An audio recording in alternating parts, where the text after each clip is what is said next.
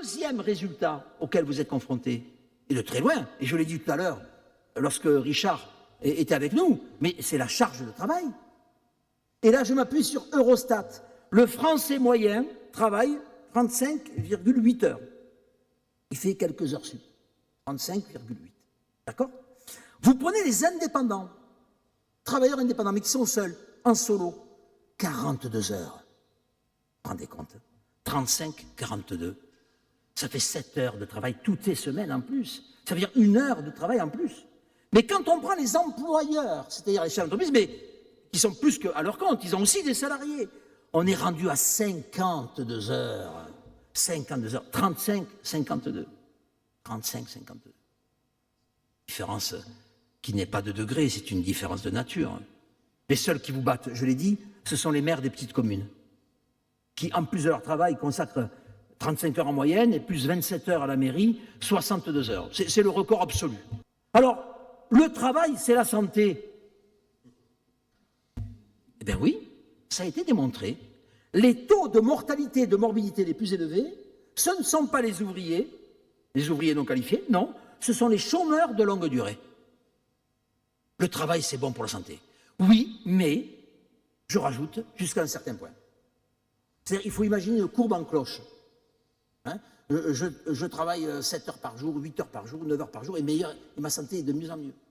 Et il y en a qui travaillent 10 heures par jour, 11 heures, 12 heures par jour, peut-être plus. Alors là, il y a ce qu'on appelle un point d'inflexion. Et la question que je vous pose, c'est où est le point d'inflexion? Tiens. Est-ce que ce sont les 35 heures?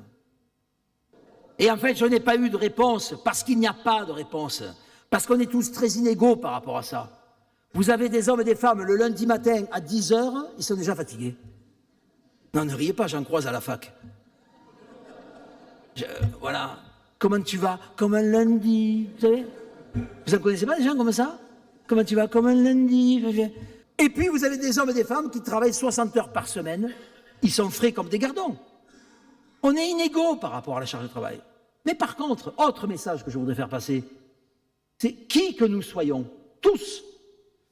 Il y a des moments où on se dit, tiens, à ce moment, je me sens crevé, ou je me sens exténué, peu importe le terme que vous employez. Vous employez un terme qui n'est pas habituel. Peut-être que vous dites souvent, je suis fatigué, et là je me sens crevé, oui. Soyez attentifs aux mots, MOTS, que vous employez pour vous-même. C'est un autre message important. Le champ lexical qui est le vôtre, par rapport à votre rapport au travail et à votre état de santé, il est significativement corrélé à votre véritable état de santé. Le premier médecin, en vérité, c'est soi-même. Hein.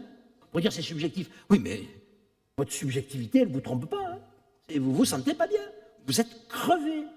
Et regardez votre agenda, parce que vous êtes des chefs d'entreprise. Et regardez ce que vous avez fait sur les 15 derniers jours. Et peut-être que vous allez vous rendre compte que vous en avez fait plus que d'habitude. Alors, comme vous avez une certaine latitude décisionnelle, et dans ce cas-là, faites attention. Organisez peut-être votre plan de travail de manière plus lissée, de manière plus homogène, mais soyez attentifs de votre propre corps et de votre propre fatigue.